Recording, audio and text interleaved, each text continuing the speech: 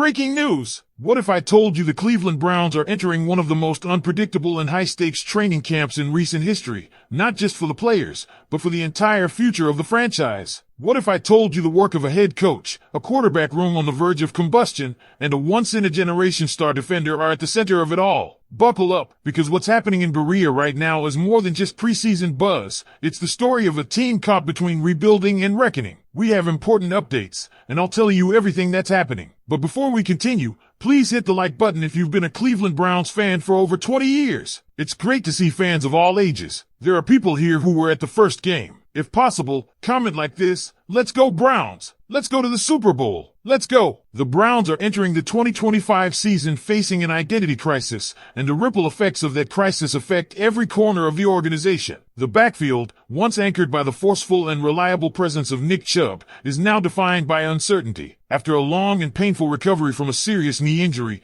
Chubb looked nothing like himself in 2024 and signed a one-year contract with Houston. And just like that, a key piece of the Browns' offensive puzzle disappeared. To fill the void, Cleveland turned to youth, drafting Quentin Judkins from Ohio State and Dylan Sampson from Tennessee. Both bring explosive potential, but, as any fan knows, college talent doesn't automatically translate to NFL success. This is more than a personnel change. It's a philosophical gamble. The Browns are betting on potential, on growth, on speed, at the expense of proven production. But that's just the tip of the iceberg. The quarterback position, the most vital and volatile on any NFL roster, is a tight battle among four players. Deshaun Watson, the starting quarterback whose career has been marked by injuries and controversy, is recovering from a torn Achilles tendon. And while technically still in contention, he's far from a sure thing. Enter Kenny Pickett, acquired via trade in what analysts like ESPN's Seth Walder called a head-scratcher of a move. The Browns gave up more for Pickett than the Eagles had to last year, despite his unimpressive 2024 season. But wait, it gets wilder. They didn't just stop at Pickett. Cleveland also drafted two rookie quarterbacks, Dillon Gabriel in the 3rd round and Shedeur Sanders, yes, Deion Sanders' son, in the 5th. That draft strategy wasn't even planned. GM Andrew Berry admitted that selecting two quarterbacks wasn't the intention. But when Sanders slid unexpectedly to day 3,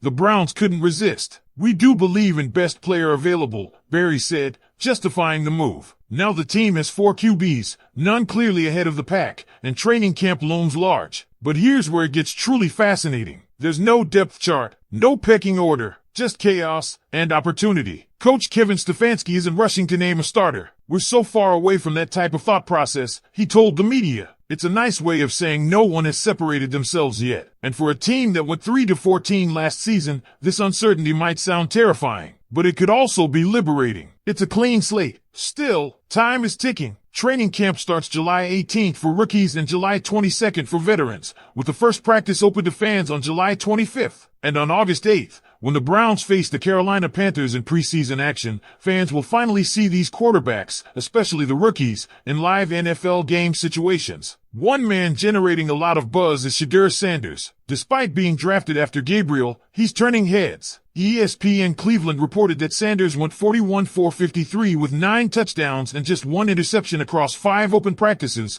an eye-popping 77.4% completion rate. Yet, intriguingly, he hasn't taken a single snap with the first team. Not one. Former NFL wide receiver and Cleveland native Cecil Shorts didn't hold back when comparing the two rookies. He called Sanders way better than Gabriel, pointing out that the latter wasn't on anyone's radar to go in the first 3 rounds. Nobody was talking about him on TV at all, Shorts emphasized. His advice? Pick a rookie, ride with him for 17 games, and see what he can become. Stop shuffling, stop hedging, commit. This isn't just a debate about who should start. It's a referendum on the Browns' long-term vision. After a botched attempt to build around Deshaun Watson, a move owner Jimmy Haslam admitted was a big swing and a miss, Cleveland has to get this next decision right. This quarterback room, flawed and crowded as it may be, represents their best chance to do that. Even Stefanski's job is in the balance. While some assumed he'd be on the hot seat after last year's disastrous season, insiders like Mary Kay Cabot say otherwise. According to her,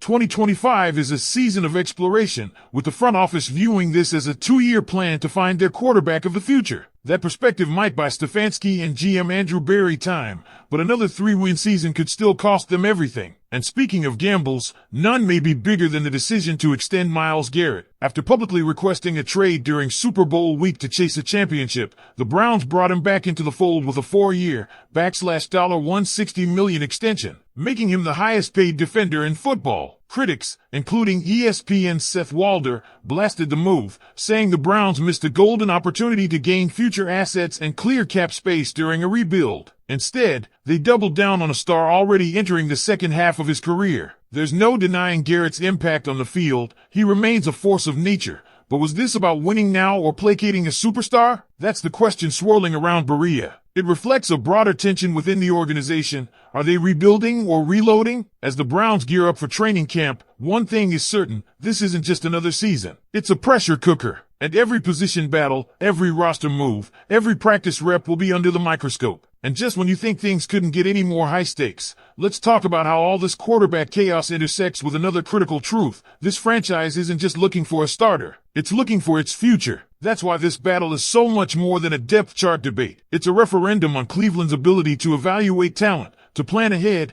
and ultimately, to course correct after a costly misstep. Remember, Jimmy Haslam didn't mince words at the owners' meetings. He called the Deshaun Watson investment a big swing and a miss, a rare and very public admission of failure from the top. That comment alone set the tone for 2025. This is the year the Browns dig themselves out of the hole, and there's no way out unless they find the right quarterback. So how do you evaluate 4 guys, all coming from different places and at different stages of their careers? Joe Flacco, the 40-year-old veteran who had a magical stint late last season, remains the elder statesman. His leadership is respected, his arm still reliable, but is he anything more than a mentor at this point? Kenny Pickett, meanwhile, has the first-round pedigree and starting experience, but he hasn't shown the consistency to lock down a franchise role. And while some inside the organization might be hoping for a late bloom, the pressure to win now doesn't leave much time for growing pains. Then you've got the rookies, Gabriel and Sanders, who couldn't be more different in how they arrived, but both bring intrigue. Gabriel, undersized at 5'11", stunned critics during his year at Oregon,